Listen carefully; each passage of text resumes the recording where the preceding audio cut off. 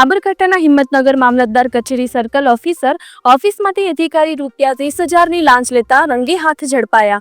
પ્રાપ્ત માહિતી અનુસાર મહેસાણા એસીબીને ખાનગી રાહે બાતમી મળી હતી કે હિંમતનગર મામલતદાર કચેરીના અધિકારી કર્મચારીઓ દ્વારા જમીનમાંથી ખનીજ કાઢવાની પરવાનગી માંગવાની અરજીઓમાં પોઝિટિવ અભિપ્રાય આપવા અને હેરાનગતિ ન કરવા સારું રૂપિયા 30,000થી 50,000 સુધીની લાંચની માંગણી કરવામાં આવે છે।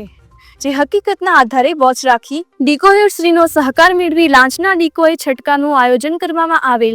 જે લાંચના ડિકોય તડકા દરમિયાન આરોપીએ ડિકોયરશ્રી સાથે હેતુલક્ષી વાતચીત કરી રૂપિયા 30,000ની લાંચની માંગણી કરી સ્વીકારી। જે લાંચીઓ અધિકારી જીતેન્દ્રકુમાર રમેશચંદ્ર પટેલ, મામલતદાર કચેરી સર્કલ ઓફિસ લાંચીઓ અધિકારી જીતેન્દ્રકુમાર રમેશચંદ્ર પટેલ મામલતદાર કચેરી સર્કલ ઓફિસમાંથી લાંચ લેતા રંગે હાથ ઝડપાયો હતો।